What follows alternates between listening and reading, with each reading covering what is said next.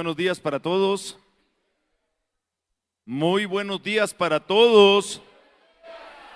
¿Cómo amanecieron?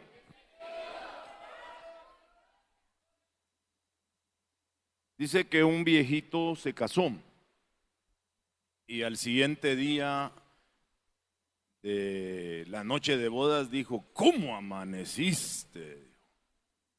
Y ya cuando habían pasado unos 5 años de matrimonio dijo: ¿cómo amaneciste? Y ya después de unos 15 años de matrimonio dijo: ¿cómo amaneciste? La misma expresión en diferentes tiempos con diferente espíritu. La actitud cuenta. Dígale al vecino: siempre amanecerás bien y mejor, porque la vida del justo es como la luz de la aurora, que va de aumento en aumento hasta que el día es pleno, hasta que el día es perfecto. Bendito sea el nombre del Señor Jesús. ¿Qué le parece si empezamos haciendo una buena confesión? Voltéese a su vecino, mírelo a los ojos. Busque a alguien ahí y mírelo a los ojos y dígale: ¿sabes una cosa? Si alguien esta mañana luce bien, ese soy yo. Bendito sea el nombre poderoso del Señor Jesús para siempre. Es bueno sonreír. Dicen los científicos que cada vez que nosotros sonreímos, generamos en el cerebro una hormona que se llama endorfina. Y esa ayuda con el bienestar personal y fortalece el sistema inmunológico y por lo tanto nos prolonga la vida. Dicen también que cada sonrisa nos da 45 minutos de paz y reposo. Se me hace que tenemos que aprender a sonreír un poco más, y ya que estaremos alargando nuestra vida, nos enfermaremos menos y estaremos en reposo y en descanso. Así es que sonría, recordando que teológicamente sonreír es enseñar los dientes. Yo sé que a estas alturas de la vida algunos ya no pueden ser teólogos. Es decir, ya no tienen dientes que enseñar. Bendito sea el nombre del Señor. Un nietecito le dice: abuelita, me duele la muela. Y la abuelita le dice: a tan llorón por un dolor de muela. Abuelita, tú como cuando te duelen te las quitas, dijo. Bendito sea el nombre poderoso del Señor. Esta mañana quiero retomar el hilo donde lo dejó el apóstol Gumersindo el día de anoche. Por alguna razón, el día de ayer Dios puso en mi corazón que no compartiera, que huyera a mis hijos y a mi esposa.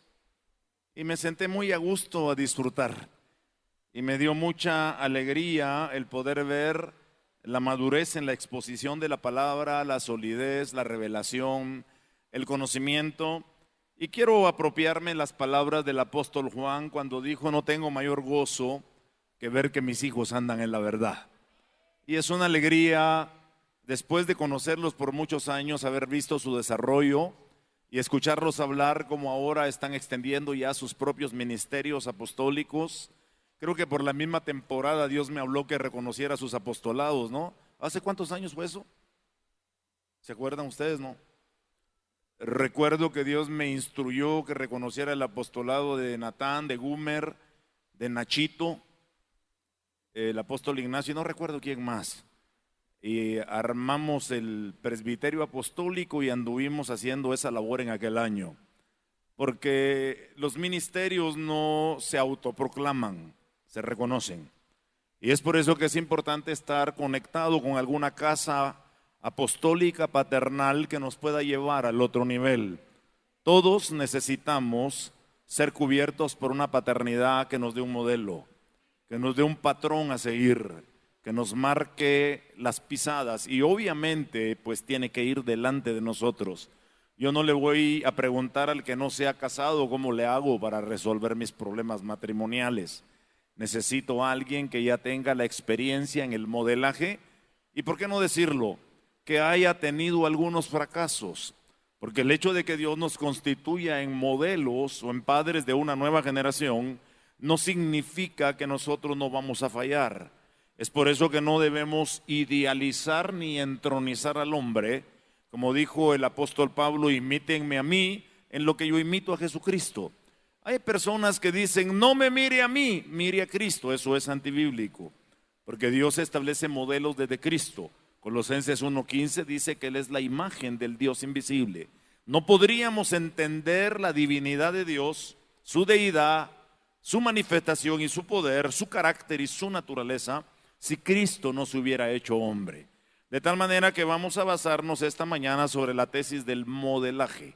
Vamos a ir a Génesis capítulo 13.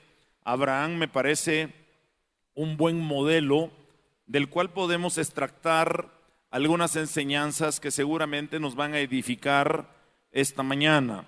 Vamos a disfrutar este tiempo de frescura del espíritu y del clima, de las dos cosas, porque le confieso que a mí el calor sí no me agrada para nada.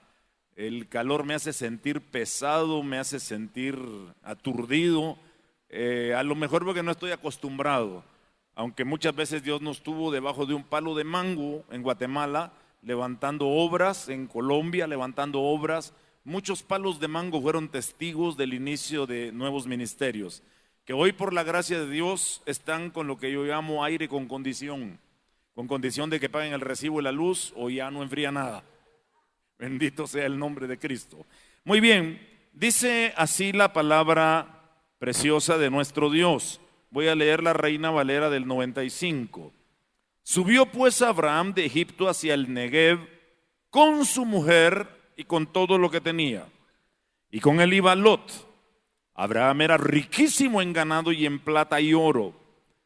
Y caminó de jornada en jornada desde el Negev hasta Betel, hasta el lugar donde había estado antes su tienda, entre Betel y Jai, al lugar del altar que antes había edificado, e invocó allí a Abraham el nombre de Jehová, y también Lot, que iba con él, tenía ovejas, vacas y tiendas. Y la tierra no era suficiente para que habitaran juntos, pues sus posesiones eran muchas y no podían habitar en el mismo lugar. Y hubo contienda entre los pastores del ganado de Abraham y los pastores del ganado de Lot. El cananeo y el fereceo habitaban entonces en la tierra.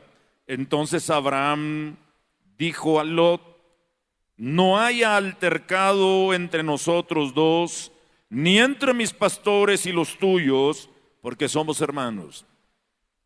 ¿No está toda la tierra delante de ti? Yo te ruego que te apartes de mí. Si vas a la mano izquierda, yo iré a la derecha, y si a la mano derecha, yo iré a la izquierda. Y mire qué interesante el verso 10. Y alzó Lot sus ojos y vio toda la llanura del Jordán, y toda era de riego. Y como el huerto de Jehová, como la tierra de Egipto en la dirección de Zoar, antes de que Jehová destruyera Sodoma y Gomorra. Entonces Lot escogió para sí toda la llanura del Jordán, porque nosotros escogemos que vamos a tener. Se fue pues Lot hacia el oriente y se apartó el uno del otro. Y Abraham acampó en Canaán. Y entonces, verso 14, Jehová dijo a Abraham después de que Lot se apartó de él: alza ahora tus ojos desde el lugar donde estás, y mira al norte, al sur, al oriente y al occidente.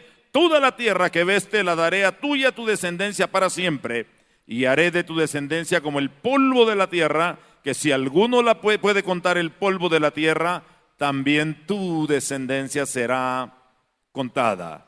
Levántate, recorre la tierra a lo largo y a lo ancho, porque a ti te la daré. Así pues Abraham levantó su tienda y se fue y habitó en el encinar de Mamre, que está en Hebrón, donde edificó un altar. Qué lindo. Me parece uno de los episodios impresionantes de la vida de Abraham, donde realmente se establecen las marcas de su recorrido y la proyección de su futuro para convertirse en padre de naciones.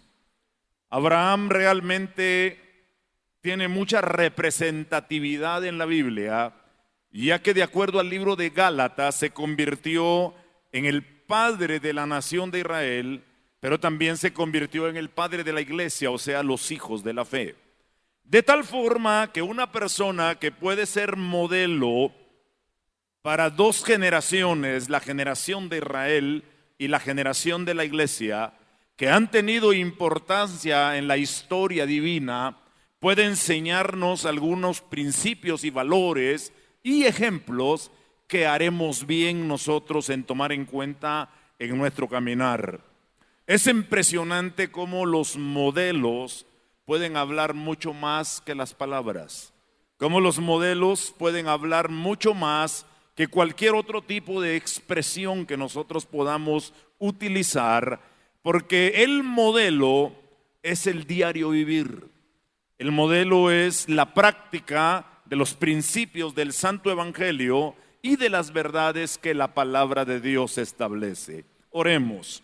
Padre, te damos gracias en esta linda mañana por la oportunidad que nos das de reunirnos en este lugar para ser instruidos y edificados por tu palabra.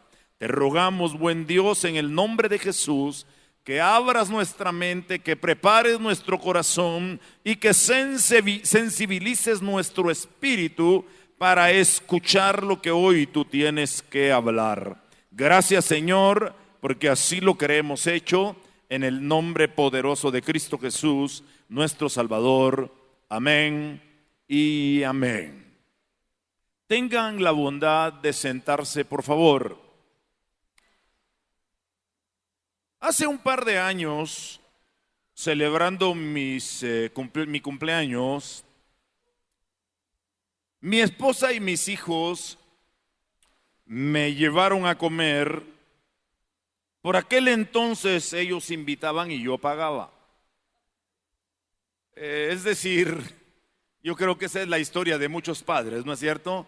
Los hijos invitan, pero uno paga.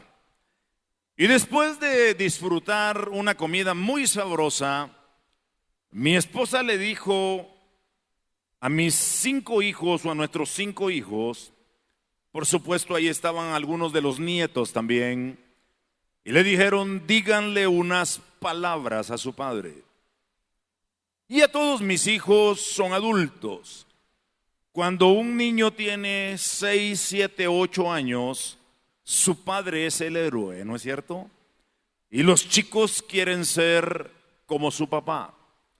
La verdad es que eso le pasa regularmente a todos los padres, que son la admiración de sus hijos, porque son el modelo que ellos están viendo de un padre, de una madre, de un hombre y de una mujer.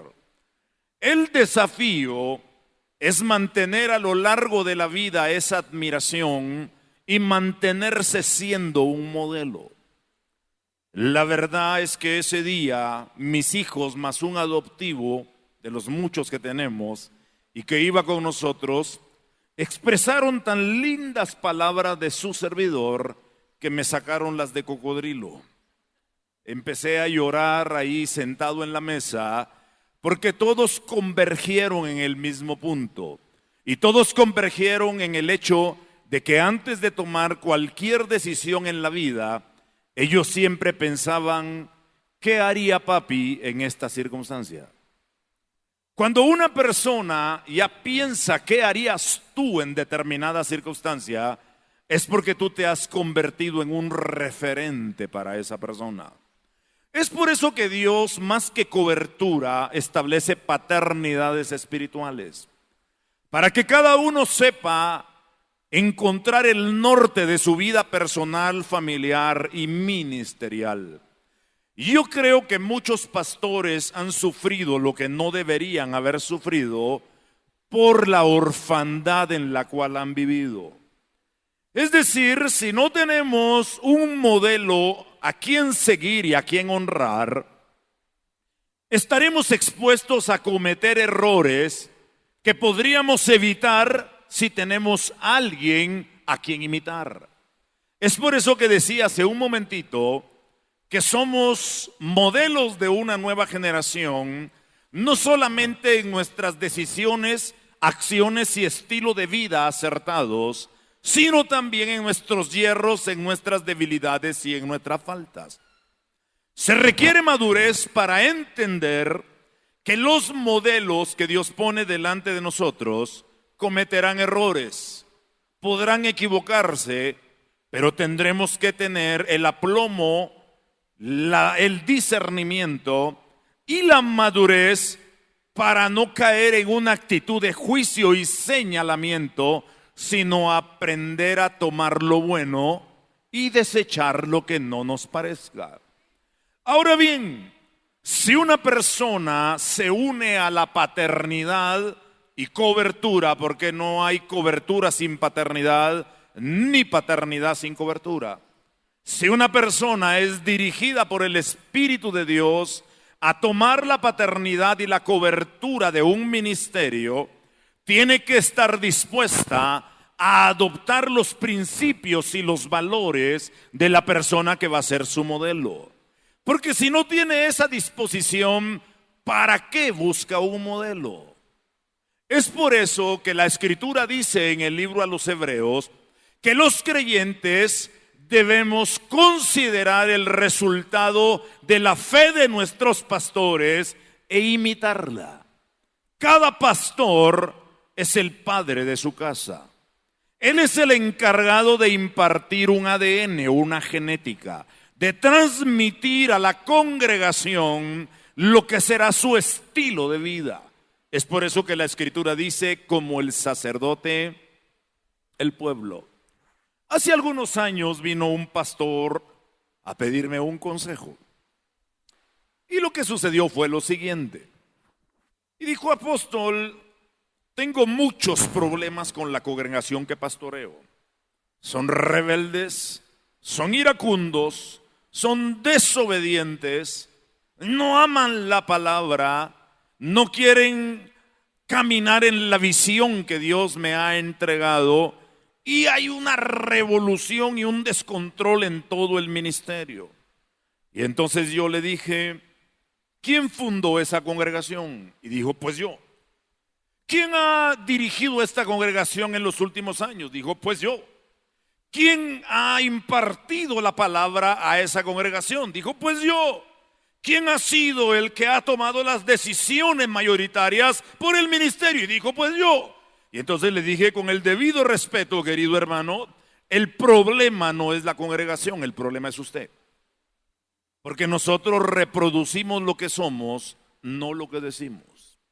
Yo puedo ser un buen predicador y exponer la palabra con lengua de oro y pico de plata, pero no tener un carácter moral que respalde mis palabras. Entonces yo encajo en el perfil de Mateo 23, cuando el Señor dijo: en la cátedra de Moisés muchos son los que dan testimonio de mí. Hagan lo que ellos dicen, pero no hagan lo que ellos hacen, porque estos dicen y no hacen. Dicho sea de paso, pastor que no diezma y pastor que no ofrenda no tiene autoridad para recibir diezmos de la congregación, y aunque los pida, y aunque brinque, y aunque grite, y aunque patalee, la gente no va a dar, porque el principio que él está transmitiendo es el modelaje de su vida, aunque nadie lo sepa. Nosotros nos movemos por reuniones en los hogares cada semana, a los cuales llamamos grupos familiares o grupos celulares. Me imagino que muchos de ustedes trabajan bajo ese sistema, que es muy bueno porque nos permite tener una identidad personal con la gente. Y cuando me pasan los reportes, porque el pastor principal siempre tiene que estar envuelto en lo que tiene importancia en el ministerio, hay cosas que no podemos delegar, porque nadie responderá igual a la voz del Padre que como a la voz del Padre. Pues por eso es el Padre. Las ovejas oyen la voz del pastor. Y he observado que cuando un guía o un líder está bajo en su rendimiento espiritual y en su rendimiento económico, porque allá le tengo una cuota a las células o a los grupos familiares a entregar por semana. Porque si no le pones una meta a la gente, no tienen un objetivo hacia dónde llegar. Y lo que no tiene objetivo no funciona porque no se puede supervisar. Tú no puedes supervisar lo que no tiene metas. ¿Cómo le haces? Y he observado que cuando un grupo familiar o un grupo celular no crece, no se desarrolla, no se multiplica, está muy ligado a su actitud financiera. Porque el dinero en la iglesia no es dinero, es un principio espiritual de honra. Es por eso que el Señor le dice a Israel en el libro de Malaquías: si yo soy Señor, ¿en dónde está mi honra? Si yo soy Dios, ¿en dónde están mis sacrificios? Cada uno de ustedes aparta lo chueco, lo enfermo, lo débil. Eso no es lo que yo pedí. Y cuando corregimos la actitud del guía, o en el peor de los casos, ponemos a otro, la gente reacciona de diferente manera. Porque hay una influencia muy poderosa en el modelaje. El modelaje no es lo que la gente ve en mí solamente, sino son los principios y los valores que regulan mi vida. En una ocasión estaba cenando con un congresista de Texas, un afroamericano. Y el hombre me dijo algo que me pareció muy acertado. Y dijo: el hombre de carácter, que es el que tiene valores y principios, hará lo correcto aunque nadie lo esté mirando. Eso es modelaje. Modelaje no es la forma en que yo predico. Esa es una expresión verbal del evangelio. Modelaje es la forma en que yo vivo y cómo aplico los principios y los valores del evangelio. Y yo creo firmemente que el nivel más alto de batalla y de conflicto que nosotros tenemos es contra la cultura y sus principios errados y como consecuencia sus valores equivocados. No se trata de sacarle los demonios a la gente simplemente, porque yo decía el día jueves que tiene que haber una diferencia en la manera que tratamos a los demonios ahora después de la cruz que antes de la cruz. Y regularmente, queridos hermanos, el estilo de liberación que utilizamos es el estilo que utilizó Jesús antes de ir a la cruz del Calvario. ¿Será ese un modelo adecuado? Es para pensarlo. ¿Cuántas noches hemos pasado desgaritándonos la garganta, irritándonos las cuerdas vocales, gritándole a un demonio: suelta? Había un pastor que ya estaba agotado de tanto gritarle al demonio: suelta, suelta, que se desesperó y dijo: o te vas o te canto un corito. El tipo cantaba tan mal que el demonio dijo: me voy. Hay una verdad que el Señor dijo: cuando el hombre fuertemente armado está afirmado, en paz está lo que posee. Hasta que viene otro más fuerte y le quita las armas en que confiaba. Y yo no digo que en algún momento determinado no hay que echar fuera algún demonio o cancelar alguna obra del diablo, ni digo tampoco que el diablo no exista. Claro, el diablo existe, pero de acuerdo al libro a los Hebreos en el capítulo 2, dice la Escritura, y fíjense en esto: por cuanto los hijos participaron de carne y sangre, él también participó de lo mismo, para anular por la muerte al que tenía el poder de la muerte, es a saber, al diablo. Si el Señor ya lo anuló, ¿por qué lo seguimos activando? No sé si me está siguiendo esta mañana. Mi punto es, ¿qué modelo estamos impartiendo a la iglesia? Yo recuerdo que en la década de los 90 se levantó muy fuertemente un modelo llamado guerra espiritual. Es sin ánimo de faltarle al respeto a nadie, yo siempre le llamé la guerra de las galaxias. Porque era un estereotipo muy místico. Le voy a poner un ejemplo. Esta gente se dedicó a ungir con aceite y a tirar sal por toda la frontera norte de México. Ahora dígame usted, ¿cuáles son los lugares más conflictivos de la República Mexicana y del sur de Estados Unidos? ¿No son las fronteras? ¿Y entonces de qué sirvió todo ese desperdicio de aceite y de sal? Porque la gente no va a cambiar si nosotros gritamos, fuera demonio, fuera diablo, y está bien si quiere hacerlo, hágalo. No le digo que no, pero si usted no va al segundo paso, su trabajo será vano. Los ministerios que no tienen un modelaje adecuado nunca van a avanzar de donde están. Seguirán siendo los mismos, estarán haciendo lo mismo, porque lo que hacen no lo hacen para modelar el reino, sino lo hacen para satisfacerse a sí mismos y sentirse bien.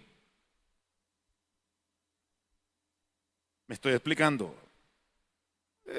Yo sé que este tipo de temática a muchos los deja muy serios, pero yo le estoy hablando lo que Dios me ha enseñado en los últimos años. Y sin necesidad de reprender un solo demonio, tenemos congregaciones que han crecido mucho, han construido templos, están impactando la ciudad, están formando una nueva generación y están haciendo un impacto en su comunidad. Tenemos que pensar en esto. ¿Lo que yo hago es un modelo que transforma o lo que yo hago es un modelo que entretiene?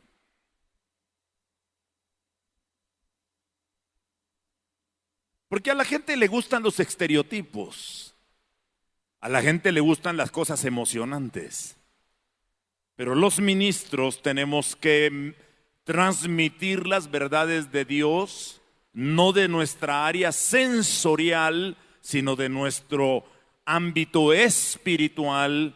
Nuestro modelaje debe ser desde el campo del espíritu, de acuerdo a la comunión que yo tengo con Dios. Póngale los pretextos que usted quiera para lo cual su ministerio no crece, pero si usted no está ganando almas, no está discipulando, no está bautizando, no está transformando familias, algo anda mal.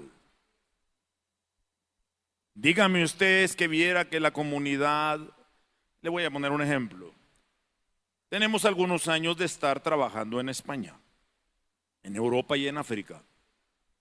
Y un día estaba predicando en España en lo que es allá hasta el día de hoy una mega convocación, porque habían como unas 800 personas. Los que han ido a España saben que juntar 800 españoles, no inmigrantes, españoles, en un salón para oír el evangelio es una mega iglesia, es una mega reunión, es un mega avivamiento.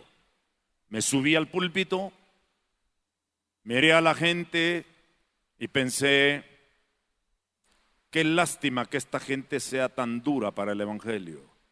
Y Dios me reprendió de inmediato y me corrigió y me dijo, no es el español el duro, sino la iglesia que no modela lo que yo quiero que enseñe. Cuando tú levantas un ministerio en cualquier lugar de la tierra que modela un estilo de vida diferente, poco a poco y generacionalmente vas a ver la diferencia.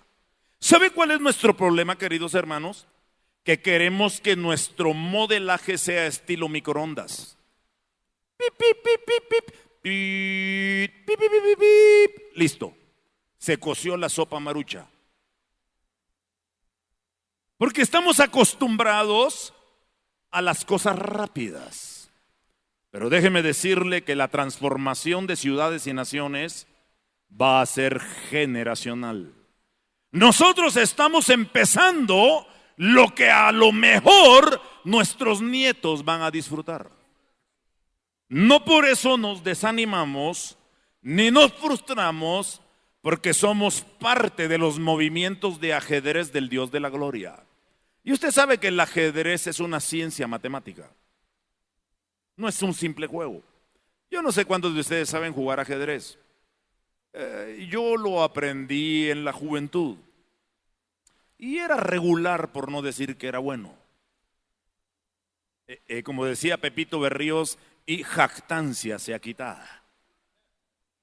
Pero aprendí que los movimientos en el ajedrez tienen que ser calculados, tienen que ser meditados, tienen que ser pensados, tienen que ser estructurados. Por eso usted ve que los grandes campeones de ajedrez pueden pasarse hasta no sé qué cantidades de tiempo meditando en la próxima jugada. A veces dura días una partida de ajedrez, ¿no es cierto? Porque ellos estudian sus movidas.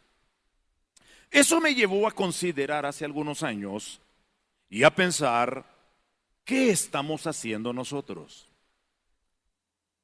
Cuando Gumer, yo le digo así porque es mi hijo y él sabe que es con cariño, usted le tiene que decir el apóstol Gumer.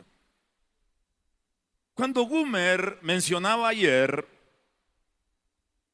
lo que él sintió y dejó de hacer, de la necesidad de conectarse con los preadolescentes y los adolescentes, y yo recordé lo que hace varios años Dios me habló.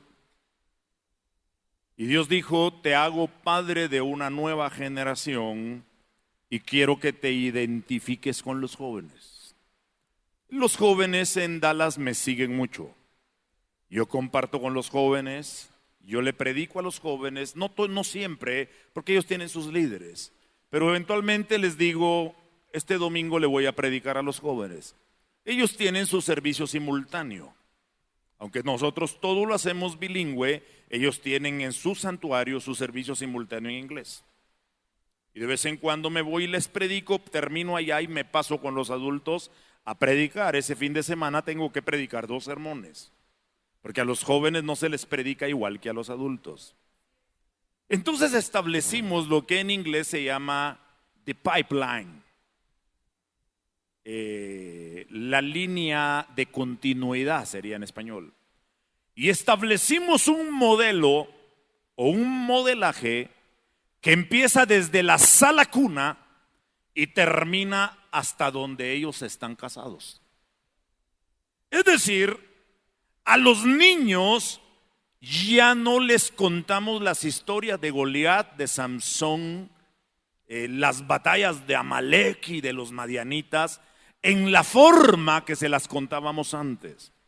Es decir, la ciencia que educa a los niños se llama pedagogía. Pero la manera correcta de enseñar a los adultos se llama andragogía.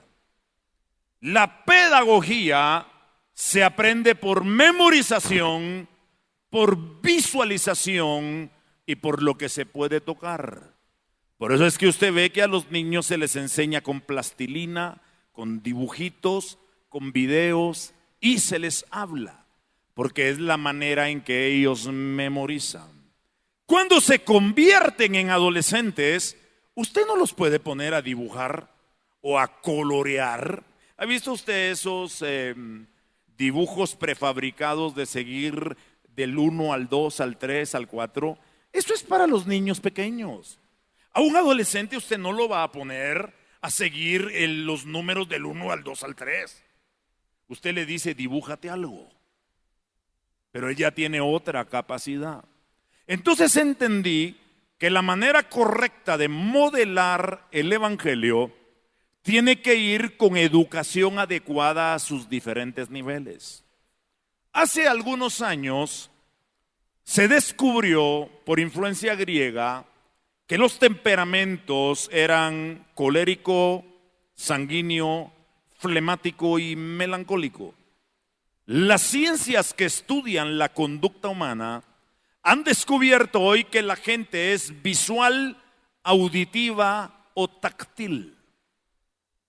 ¿Ha visto usted esa gente que cuando están hablando con usted cada rato le dicen, y fíjese hermano que, y le cuento que, y usted dice, ¿y este amigo qué le pasa? Como que invaden el espacio de privacidad, ¿no es cierto? Porque todo el tiempo quieren acercarse y lo tocan. La mayoría de mujeres son auditivas. La mayoría de los hombres son táctiles. Es decir, porque hay mujeres preciosas casadas con hombres feos. Cualquier alusión es mera casualidad. Porque hay mujeres preciosas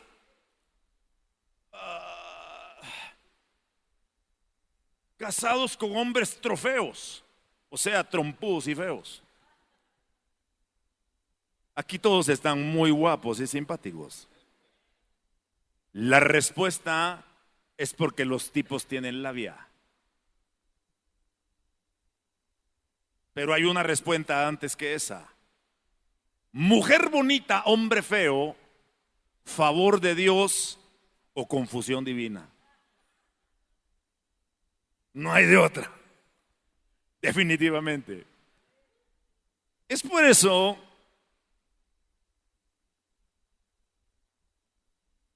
que a la mujer le interesan más las 23 horas 40 minutos del día que los 20 minutos que el marido quiere, si es que llega a 20. Si la llamó, si le echó un piropo, si le dijo qué bonita amaneciste, si le dijo pero qué bien te ves mi vida.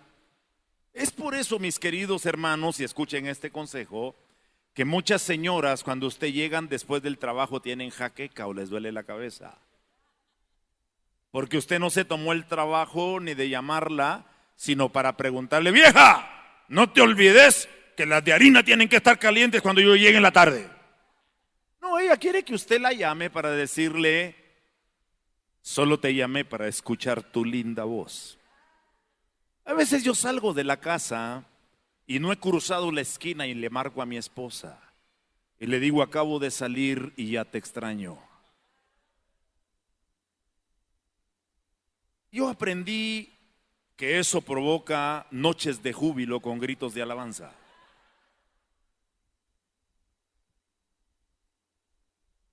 Es decir, hay que aprender a modelar tu masculinidad.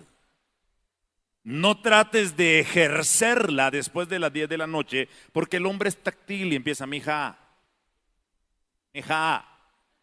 me duele la cabeza, dijo uno más abusado. Mija, antes de que te acostes, tómate tu aspirina, dijo.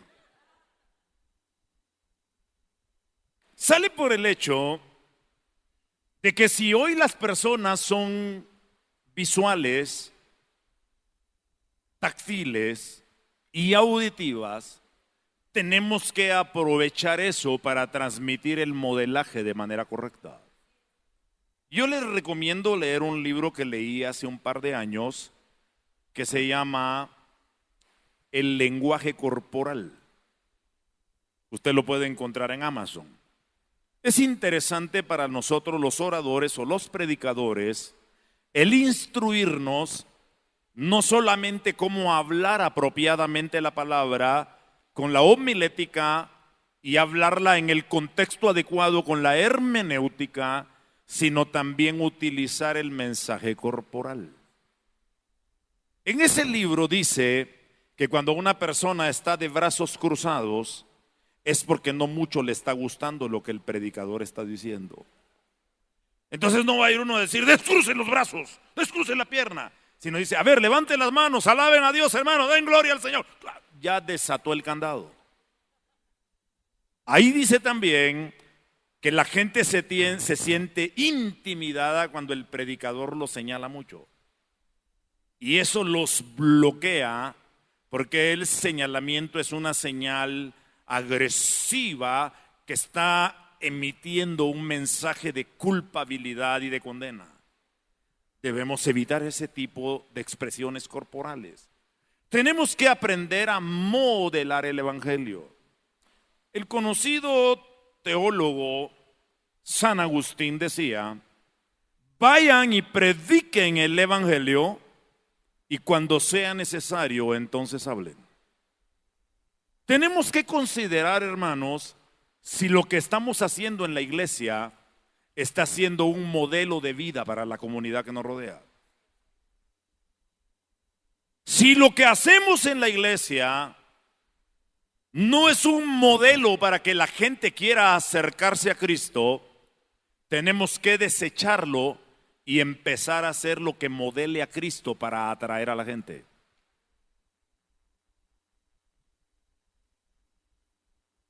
Sí, me estoy explicando.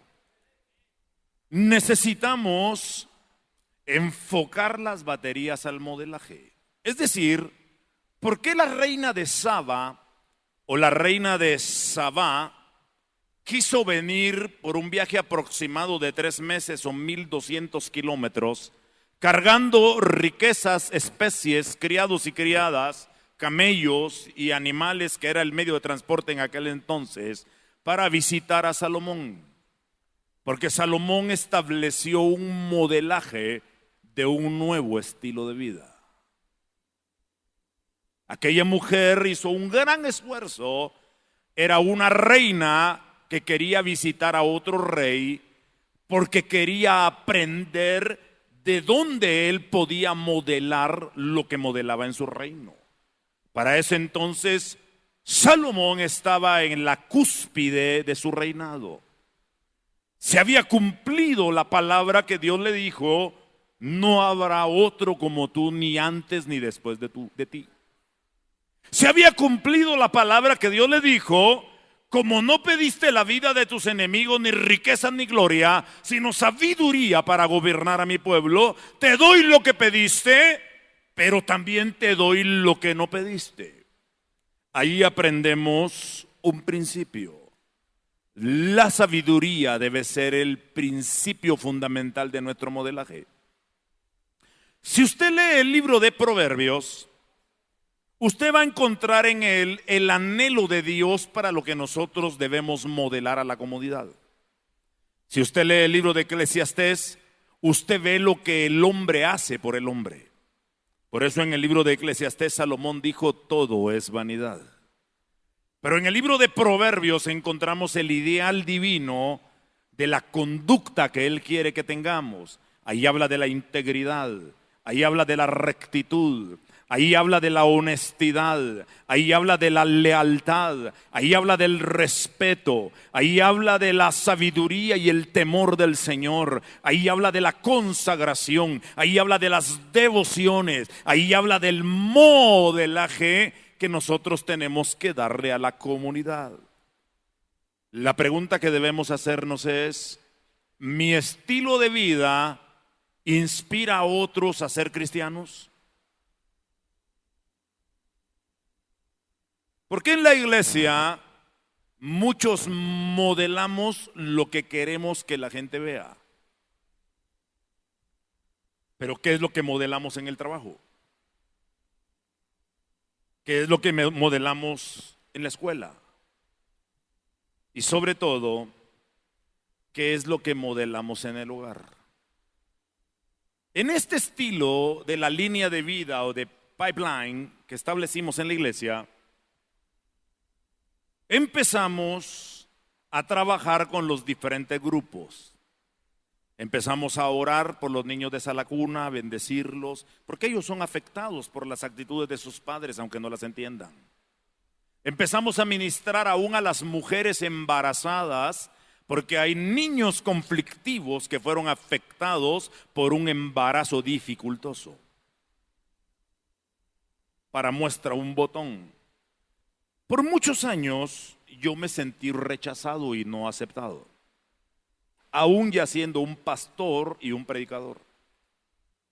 Y un día orando a Dios dije: Señor, ya me cansé de sentirme rechazado, aunque el rechazo es parte de la aceptación. Tenemos que entender eso también. No hay aceptación sin rechazo. Unos te aceptan, otros te rechazan. Unos te valoran, otros te menosprecian. Si todos te aplauden, algo anda mal. Si todos te rechazan, algo anda peor. Pero si algunos te valoran y otros te rechazan o te critican, la cosa está balanceada. Y un día le dije a Dios: Dios, ¿por qué este rechazo? Y me dijo: tu madre tiene la respuesta. Entonces un día yo llevo a mi madre cada año por unos 3, 4 meses a estar con nosotros en Estados Unidos, porque ella todavía vive en Guatemala y aquí allá está toda mi familia. En Estados Unidos solamente está mi esposa y mis hijos con nosotros. Y fui y hablé con mamá y le dije: Dios me dijo que usted tiene la respuesta del por qué yo me siento rechazado. Sin decir nada, ella empezó a llorar. Y me dijo: mi hijo, perdóname, porque cuando yo me embaracé de ti, tu hermana estaba muy pequeña. Y yo dije: ¿qué voy a hacer con 2 niños pequeños? Y te rechacé en mi vientre. Digo, caramba. Eso me afectó por cerca de 40 años de mi vida, hermano. Liberando un montón de gente, sanando un montón de gente, pero yo llevando ese conflicto. Cuando mi madre dijo: perdóname, mi hijo, porque yo te rechacé, yo le dije: madre, la perdono y la bendigo, y ore por mí. Y me arrodillé delante de ella, porque aunque yo soy un predicador, un apóstol y sobre todo un hijo de Dios, sigo considerando a mi madre una autoridad sobre mí. Tenemos que respetar a los padres y honrarlos. Para mí los deseos de mi madre son órdenes. Mijito, yo quisiera, ella tiene lo que quisiera. Porque ella se quedó viuda a los 37 años y nunca más se casó. Se dedicó a cuidarnos porque dijo: yo a mis hijos no les voy a poner un hombre extraño que los trate mal. Eso merece encomio. Eso es admirable. No digo que sea malo que una mujer que enviude se vuelva a casar. Está bien. Si dijo el apóstol Pablo, las viudas menores de ¿cuánto dice? Las viudas menores de 60 que se casen. Así es que bíblicamente, si usted tiene 59 y medio, todavía califica. O como me contó el apóstol Gumersindo, de un ancianito de 90 y ¿cuántos? De 95 años, que le dijo al hijo: mi hijo, ¿no habrá por ahí una jovenaza de 80 para que nos echemos un tiro? Y yo creo que ya no sabía lo que decía. Era el abuelito, ¿no? Sí. Bueno, larga vida, Gumersindo. Abuelito suyo de ella. Ah, de un pastor. Bueno, pero larga vida, Gumersindo. En estas salidas que ustedes andan solos, a lo mejor viene el espíritu de Abraham. Alabado sea el nombre de Jesús. Es orden apostólica. A mí me gusta molestar a Orfita porque es muy tímida en esos aspectos. Yo creo que ya para el día de hoy ya el apóstol Gumer ya también trae las marcas de Cristo, porque él es un buen estudiante de la palabra de Dios. Es por eso que modelo significa una cosa o persona que se imita.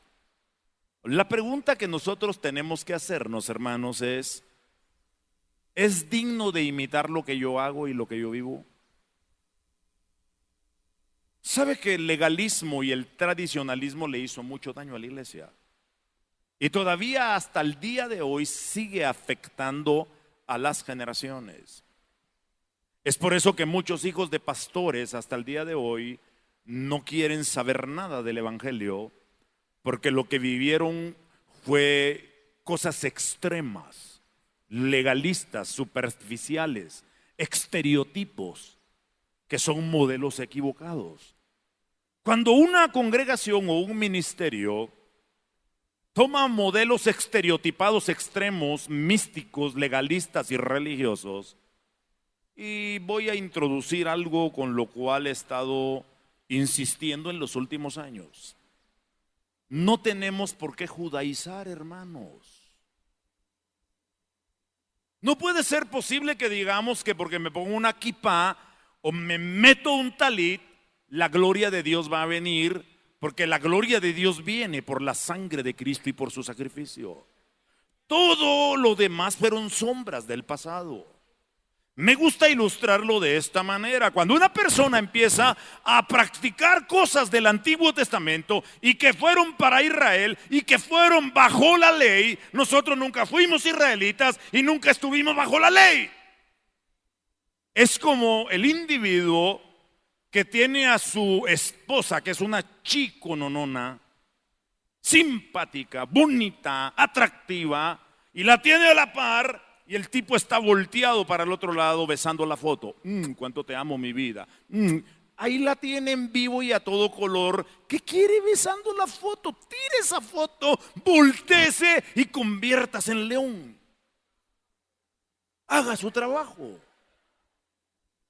Hoy en día está proliferando mucho el judaísmo, que en realidad es una mezcla de gracia y de ley. Nada tiene que ver las sombras con la realidad de los bienes venideros que nosotros estamos viviendo. Las personas que se cobijan bajo las sombras son las que dice el libro a los Hebreos que están menospreciando la sangre del Cordero de Dios. Tómelo muy en cuenta. Porque está diciendo que las sombras del Antiguo Testamento son un modelo más poderoso que la realidad que Cristo nos vino a dar. No vamos a culpar a los profetas de eso, pero los profetas son un poquito raros. Yo les tengo mucho cariño a los profetas y yo vivo con una profeta y no sabe qué difícil es vivir con un profeta, hermano. Ella levanta el dedo profético y yo tengo que usar la autoridad apostólica. Es que por eso la Biblia dice apóstoles y profetas. Por eso es que todos los profetas servían a un rey, tipo del apostolado. Porque un apóstol sin una paternidad, un profeta sin una paternidad apostólica que lo regule, es destructivo. Puede ser dañino, le vuela la cabeza a la gente. Especialmente aquellos que han tomado el estilo veterotestamentario o antiguo testamentario del ministerio profético para trasladarlo al ministerio profético del Antiguo Testamento. Como dice el viejo dicho, no se debe mezclar el cebo con la manteca. Es decir, si usted observa los ministerios del Antiguo Testamento proféticos y su modelo, siempre trajeron palabras de juicio y condenación. Mencióneme un solo caso donde un profeta trajo una palabra de edificación. Es difícil encontrarlo, ¿no es cierto? Siempre vinieron a condenar las malas acciones. Siempre vinieron a señalar el pecado, la desobediencia, la torcedura y los malos caminos del pueblo de Israel. Sin embargo, si estudiamos el perfil y el modelo del profeta del Nuevo Testamento, es un profeta que edifica, es un profeta que exhorta, y exhortar no es regañar, sino es animar para seguir adelante. Es un profeta que consuela, exhorta y edifica. Es un profeta que tiene que ser un maestro bíblico de acuerdo a los principios del reino para trabajar juntamente con la unción apostólica. Los apóstoles edificamos con modelos neotestamentarios para la iglesia y los profetas tienen que traer una activación para esos modelos en la gente. No necesitamos profetas del desastre, gente que ande condenando. Es decir, hay profetas, no digo que todos, pero hay profetas que sus palabras son repetitivas y siempre son destructivas. Hay profetas que le encajan a la gente enfermedades que no tienen. Y como lo dijo el profeta, la gente lo toma. ¿Sabe por qué? Porque no están acostumbrados a oír a Dios. Por eso cualquier palabra los perturba. Mi pastor, el apóstol Efraín Avelar, que ha sido el único pastor que he tenido toda la vida, y ya por cerca de 40 y pico de años. Es por eso que yo creo que la paternidad y la cobertura es permanente hasta que la muerte nos separe. Es un matrimonio. Es mi experiencia. Y a estas alturas de la vida yo no voy a andar buscando otro padre, porque aunque quiera encontrar otro, va a ser mi padrastro. Definitivamente. Claro está, algunos pasan por experiencias previas antes de llegar a la paternidad que Dios les tenía asignados por su falta de inexperiencia y discernimiento. Eso es aceptable.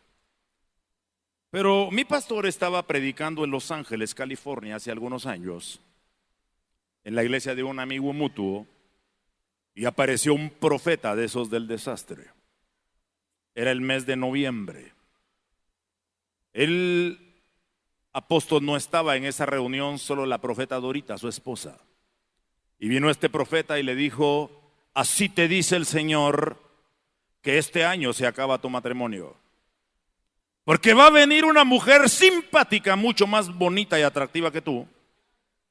Y tu marido va a soltar la baba por ella y va a caer en adulterio.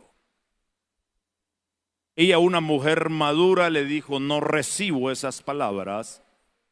Y mañana que esté aquí a mi esposo, usted viene y se lo dice a él. Al otro día el tipo no apareció más. Porque esas palabras de juicio y de destrucción hay que confrontarlas porque son modelos equivocados. El otro día estaba yo en Guatemala y llegó un profeta. Los profetas se pueden equivocar. Y llegó el profeta y me puso la mano. Yo estaba parado y se paró detrás de mí y me puso la mano en el hombro y me habló al oído. Todos los profetas estaban pasando a tomar el micrófono para soltar las palabras para que todos discernieran, porque así dice la Biblia, ¿no es cierto? Uno hable y los demás disciernan. Y el hombre vino y me habló al oído por la espalda y me dijo: dice el Señor que te tienes que salir de la cobertura del apóstol Avelar, porque tu ministerio ya está más grande que el de él. Tú ya tienes más iglesias que él y eres más sabio que él y has crecido más que él.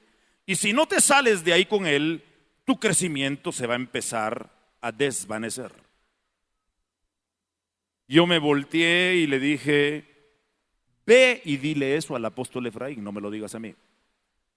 El tipo se quedó tartamudo. Al rato lo busqué y se había ido. Porque yo no voy a ser tan tonto de creer que el crecimiento me va a convertir en el papá de mi papá. Es decir, apóstol Gumer, usted tuvo 3 hijos, ¿no es cierto? Si uno de sus hijos llega a tener 6, ¿se convertirá en su papá? No, seguirá siendo un excelente hijo que le dio muchos nietecitos. Yo sé que usted quería 12, pero que la pastora Orfa le dijo: de aquí en adelante sigue solo. Se cerró la CONASUPO. O como dijo un hermano allá en Dallas, dijo: ¿vas a tener otro hijo, hermano? Le dije: no, apóstol. Dijo: ya cerré el changarro, lo convertí en parque de diversiones, dijo.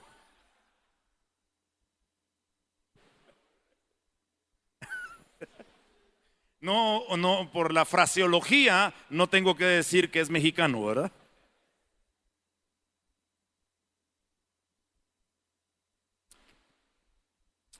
El modelaje divino, más que un privilegio, mis queridos hermanos, es una responsabilidad. Voy a ir aterrizando ya el tema porque tenemos una conferencia más. ¿Por qué necesitamos modelos? La respuesta es porque los modelos nos facilitan el camino. Los modelos nos facilitan el camino.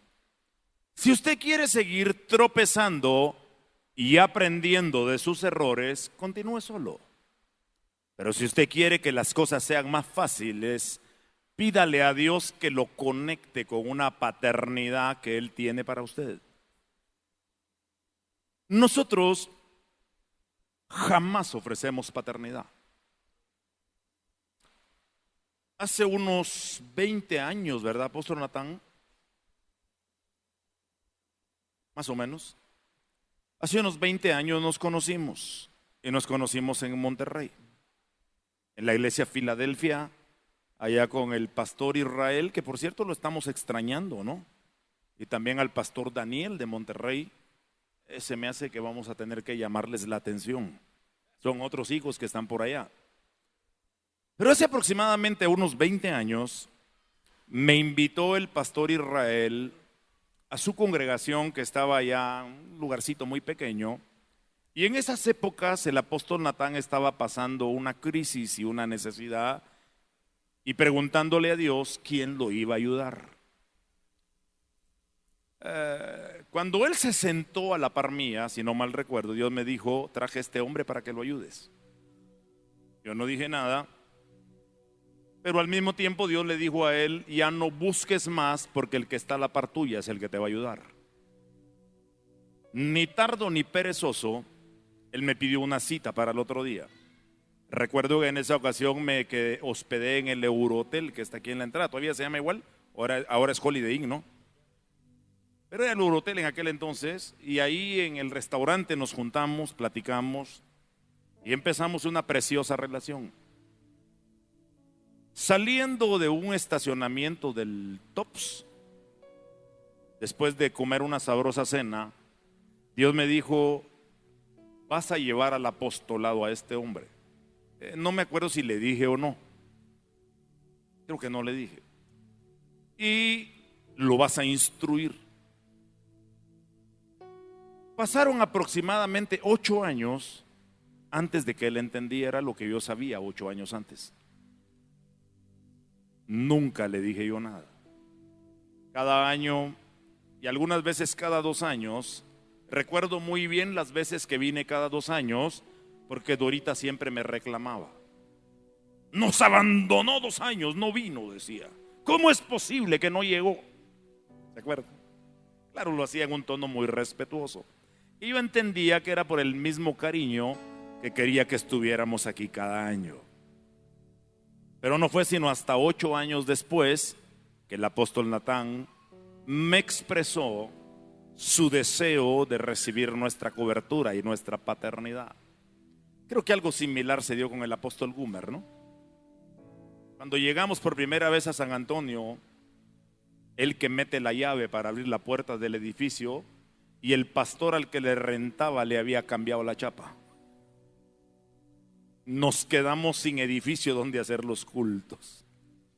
Esa fue la primera impresión que tuve de él. Bueno, no de él, sino del pastor aquel. Esa noche hicimos a la vuelta de la esquina el culto en el edificio de otro hermano. ¿Cómo se llama él? Frank. Y al tercer día nos fuimos a las afueras de San Antonio a una casa rodante, donde había un calorazo rico como el de aquí. Aquí hace frío comparado. No recuerdo si en alguna ocasión me comentó él que usted pensó que ya no iba yo a volver más con ustedes. Pero así empezó la relación. Y de la misma forma Dios me habló y me dijo: yo te traje a este hombre para que lo ayudes, para que lo guíes en el camino. En su momento él entendió, se acercó y dijo: Dios me puso que trabajé con ustedes. Y así podría contarles la historia de muchos en diferentes naciones. ¿Por qué? Porque los modelos facilitan el camino. En el pasaje que leímos, ya después de esta breve introducción, dice la Escritura que Lot era rico. Ahora, ¿por qué Lot era rico? Porque su modelo era rico. El problema se suscitó a causa de la abundancia. Pastores, levanten la mano y digan: yo quiero ese problema. A ver, ánimo, pastores, digan: yo quiero ese problema que tenía Abraham.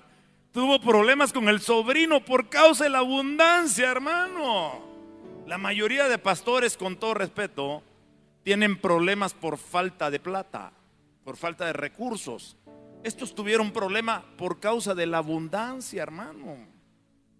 La abundancia tiene que ser un problema, pero va a ser un buen problema. Si usted quiere tener un modelo de abundancia, júntese con la gente que lo tiene. La abundancia en el buen sentido de la palabra. Porque la verdadera riqueza no es lo que tenemos, sino lo que somos. Es por eso que Zaqueo dijo: la mitad de mis bienes doy a los pobres. Y ahí aparece un eufemismo. Eufemismo es una figura retórica del lenguaje para suavizar las expresiones que en un momento determinado podrían sonar muy duras. Realmente lo que Zaqueo dijo: como yo he sido un ladrón y un sinvergüenza, yo voy a devolver 4 veces a los que he estafado. El eufemismo de los traductores dice: si en caso, si en algo yo he defraudado a alguien, se lo devuelvo 4 veces más, y la mitad de los bienes le doy a los pobres. ¿Por qué Zaqueo hizo eso? Porque Zaqueo entendía que Jesús tenía el modelo correcto y que él tenía que cambiar su modelo. Pero la segunda razón por la cual Zaqueo hizo eso es porque Zaqueo sabía cómo producir riquezas. Los modelos sirven para enseñarnos a mejorar en la vida, no para ir de mal en peor, hermano. Si tú estás bien y hay un modelo que te va a llevar a estar por debajo de donde estás ahora, no te conviene seguirlo. Eso está como un hermano hace años que se convirtió al evangelio y de repente se regresó a pedirle perdón a la Virgen, a la Iglesia Católica.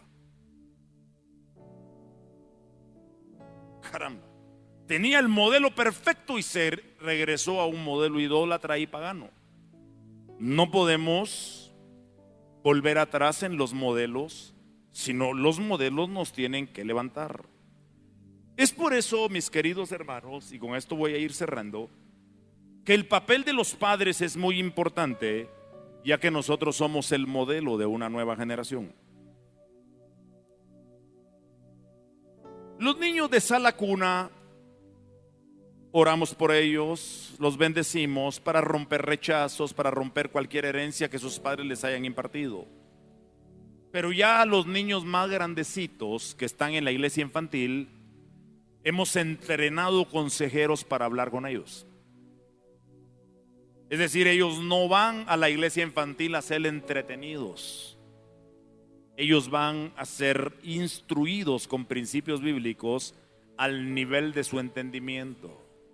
Claro, ellos pintan, colorean, juegan, miran videos, porque eso a ellos les atrae. Y tener a un niño por 1:30, 2 horas en una clase es un desafío extraordinario. Entonces los maestros tienen que variar. Pero nos hemos enfocado en ministrar y atender a los niños. Y algunos niños de 7, 8, 9 añitos, ¿saben qué han dicho? Estoy decepcionado de mis padres. Porque en la iglesia, los que son servidores o ujieres, o trabajan en cualquier otra área, ellos tienen sonrisas para todos y abrazos para todos, pero para nosotros de eso no hay. Caramba. Qué triste escuchar de los niños que los que deberían de ser el modelo para ellos están siendo su más grande decepción. Ser padre es una responsabilidad porque los hijos no son nuestros, nos los dio prestados Dios. Y no podemos darle nuestro modelo, sino el modelo de Dios. Pero no podemos modelar la vida de Dios a nuestros hijos si no renovamos nuestra manera de pensar. En Tecumán, San Marcos, que está en la frontera sur de México, pastorea un amigo, el apóstol Hermes Brenes. Y él me contó que murió un pastor ahí en la ciudad de Tecumán. En 2 minutos termino. Se murió el pastor y todos los hermanos empezaron a pasar frente al féretro a dar testimonio de la importancia que la vida del pastor había tenido para ellos. Y de repente entró un tipo andrajoso, barbado, morado por el alcoholismo, maloliente, y cuando se dieron cuenta ya estaba recostado con el codo frente al féretro y dijo: después de haber escuchado todo lo que ustedes dijeron de este hombre que está en este féretro, entiendo por qué nunca tuvo tiempo para mí, que fui su hijo. Qué triste llegar a la muerte y haber sido un modelo para mucha gente, pero no haber podido dirigir a los hijos que salieron de sus lomos. El mayor éxito de un ministro y de un ministerio no es el número de congregantes que tiene, sino qué tanto ha impactado a otros con el modelo de vida con el cual ha transitado toda su vida. Si perdemos a nuestros hijos, ¿de qué sirve que ganemos miles de almas? Tenemos que enfocarnos en ello. Por el favor de Dios, todos nuestros hijos temen a Dios. Ninguno de nuestros hijos puede tener quejas del modelaje porque hemos hecho lo mejor que hemos podido y el fruto que ellos están dando respalda mis palabras. Los pastores que están aquí conocen a mis hijos, ¿no es cierto? Víctor Junior ahora es prácticamente el pastor ya de la iglesia. Él está haciendo muchas de las funciones pastorales que yo antes hacía. Simplemente me siento con él y él me reporta qué está pasando. Ya me encargo yo de lo ministerial y aún de muchos aspectos ministeriales él se ocupa. Este año el Señor me dio la bendición de que fuimos invitados los dos como conferencistas a Argentina, padre e hijo, predicando y compartiendo el evangelio. Su mamá, por el problema de la rodilla, no ha podido viajar conmigo y eso sirvió para que le dijera: Víctor, ponga las barbas en remojo, mijo, que le toca predicar. De hecho, en unos meses viene para acá Víctor, ¿no? Va a venir a predicar, va a venir a compartir con los jóvenes y seguramente va a estar por aquí por la iglesia también, ¿no es cierto? Sería bueno, porque como dice el dicho, hijo de tigre, pintío será. De tal manera que el chico está haciendo una buena labor. Modelaje es importante. Termino con una declaración. Ya en la noche les termino el tema, ¿qué les parece? Porque me quedé en la introducción.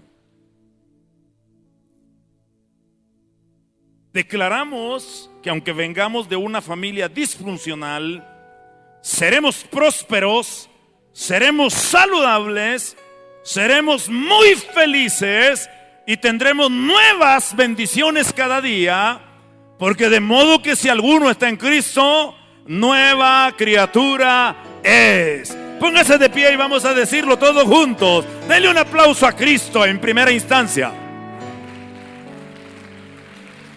Y diga conmigo: yo declaro que aunque no todo lo que recibí en mi vida fue bueno, aunque mi familia pudo ser disfuncional en algunos aspectos, yo y mis hijos seremos prósperos, seremos saludables, tendremos abundancia, seremos muy felices, porque de modo que si alguno está en Cristo, es una nueva criatura.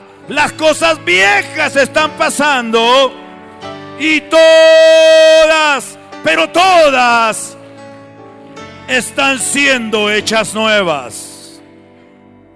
Bendito sea el nombre del Señor Jesús. Dele ese aplauso fuerte al Cristo de la gloria. Alabe lo que Él vive.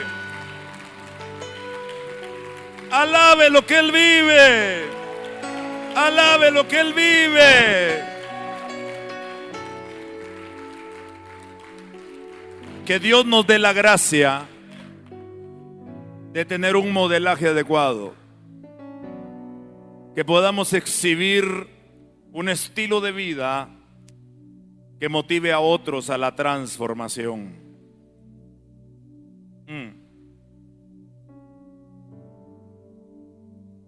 Que la gente vea en nosotros un modelo de vida diferente. Que la gente desee acercarse. Que la gente desee tocarnos. Anoche el apóstol Natán le dijo algo a mi esposa acerca de ministrar y darle gusto a disfrutar del Espíritu Santo.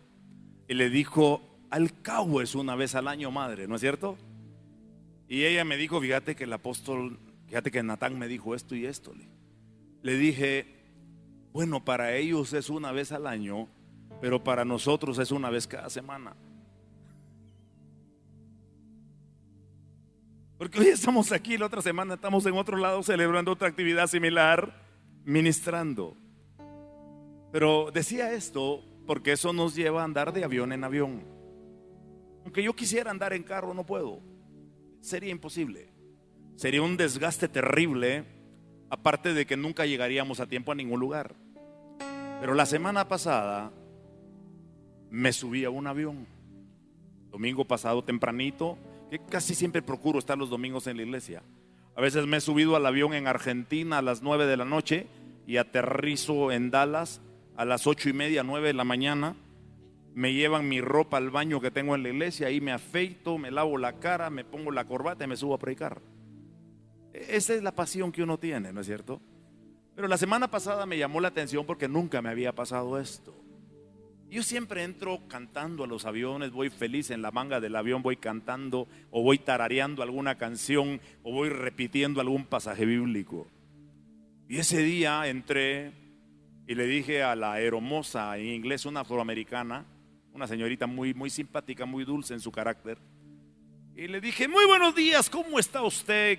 Qué bien que me van a atender hoy, porque usted es una aeromoza de las mejores que tiene esta empresa, le dije. Y ella se me quedó viendo, se acercó y me dijo: ¿usted tiene algo especial? Me dijo: ¿me da permiso para tocarlo? Le dije: nada más que no me abrace. No, no es cierto. Le dije: sí, cómo no. Y me puso la mano en el hombro y hizo así. Y cuando me puso la mano en el hombro hizo, me dijo: usted tiene algo. Y le dije: es el favor de Dios. Cada ratito pasaba en mi lugar y me decía: ¿se le ofrece algo? ¿Se le ofrece algo? Y le conté a mi esposa, yo le cuento todas esas cosas a ella. Y le dije: mira lo que es el favor de Dios. Y me dice ella: ¿no sería que le gustaste a la negrita, mijo? Ustedes ya conocen cómo es mi esposa, ¿verdad? Es el favor de Dios, mija. Ojalá y nuestro modelaje, aún para las personas que nunca nos han visto, les llame la atención y quieran recibir algo de nosotros. Les voy a contar una última experiencia. Estábamos allá en Stamford, Connecticut, y nos invitaron a dar un concierto musical al grupo de la iglesia. Y ahí estaba Josh, el hijo de Nachito, tocando, y allá el centro comercial es de 6 niveles. Y nos dijeron que era acústico, que lo que tocaban en el primero se oía en todo el centro comercial. Entonces le dije yo a Nachito y a Nancy, su esposa: mis hijos, vamos al último nivel para ver cómo se escucha allá arriba. Cuando llegamos al sexto nivel íbamos caminando. Iba yo en medio de los dos. Nancy me llevaba del brazo y Nachito del otro lado.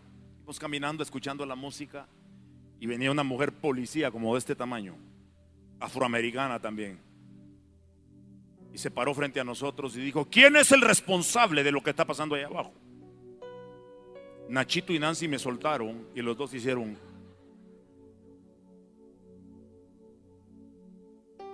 La señora dio 2 pasos. Venga, mijo, un momentito, permítame.